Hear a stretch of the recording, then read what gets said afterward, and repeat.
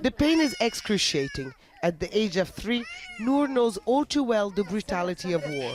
She was injured after an airstrike hit the house next door.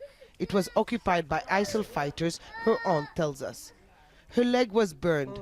The bone has multiple fractures. She already had surgery, including a skin graft, but it's not enough. She needs more treatment. She still has broken bones in her leg, but she will need to go overseas for that. The problem is that she doesn't have a passport. Everyone in this ward has a similar story, like Ali. My stomach hurts, he whispers. His younger brother shares the same bed. His pelvis is broken. He tries to explain what happened, but is too weak, so he gives up. The war to retake Mosul has plunged into a bloody urban battle.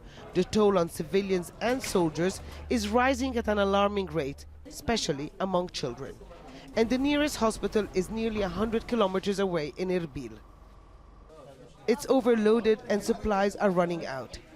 Here, the majority of patients are Iraqi soldiers. The injured have been dispatched to several medical facilities like this old emergency hospital. The hospital here wasn't ready for such an influx of patients. There's a shortage of nearly everything. This is the emergency room, and most of the beds had to be taken away to other wards. The staff have been working round the clock in less than optimal conditions. There's a lot of pressure on us. At the moment, we're not getting our salaries, but we still come. The hospital is old, and sometimes we have to put the patients on the floor because there's no space. We need urgent help. There are only 4 operation theaters here, even if on this day alone, 30 surgeries were carried out. There are up to 50 new patients every day. We receive patients who lost their legs or arms, their stomach open. They have very difficult wounds.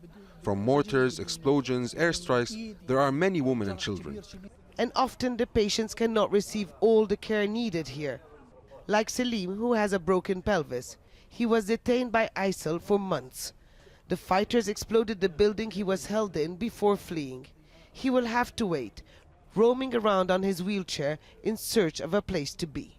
Under such conditions, doctors are obliged to make difficult decisions. They need to dismiss some patients to make space for those already on their way. The ambulances and cars taking them back to the camps are crammed. Among them, Ali and his little brother.